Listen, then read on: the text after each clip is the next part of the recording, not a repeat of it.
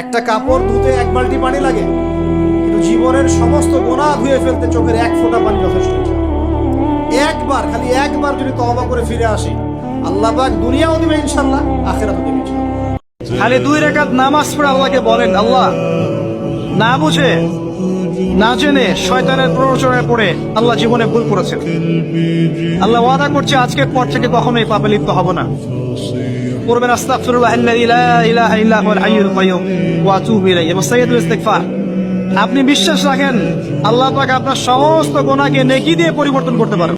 আল্লাহ কত মায়া দিয়ে তার নবীকে বলছেন যে তোমার আল্লাহ তোমাকে ছেড়েও দেন নাই, তোমার আল্লাহ তোমাকে ছেড়ে দেন নাই।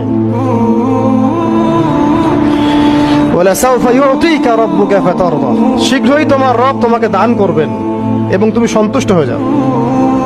সবসময় নিজেকে খারাপ মনে করবেন, সামনের জনকে উত্তম মনে করবেন। সবসময় বলবেন ভাই ভুল আমার, তুই সঠিক আছো, যা তুই ভালো, আমি খারাপ, আমি খারাপ।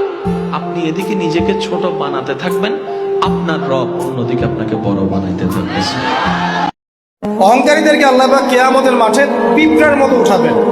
তাদের আকৃতি মানুষের সমান হবে না, ছোট ছোট কালো পিঁপড়ার মতো হবে এবং অন্ধকার ওদেরকে ঢেকে নিবে। তো আমাদের মনে যাদের অহংকার আছে, আল্লাহর ওয়াস্তে অহংকার ছেড়ে দেই। পরিবার হচ্ছে শান্তির নীড়, যার পরিবার নাই সে নীড়হারা পাখির মতো, ঠিক কিনা? এর সেবা করার কেউ নাই, এর খোঁজ খবর নেয়ার কেউ নাই, একে ভালোবাসার কেউ নাই। পরিবারের ভেতরে আছে ভালোবাসাবাসী, পরিচর্যা, অসুস্থ হলে সেবা শুশ্রূষা, যত্ন আত্মি। আমরা একটা প্রশান্তির জায়গা খুঁজে পাই পরিবারের ভেতরে, ঠিক কিনা? এজন্য আমি যদি জান্নাতে যাই, আমি চাই আমার পরিবারের সবাইকে নিয়ে যাব, ঠিক কিনা?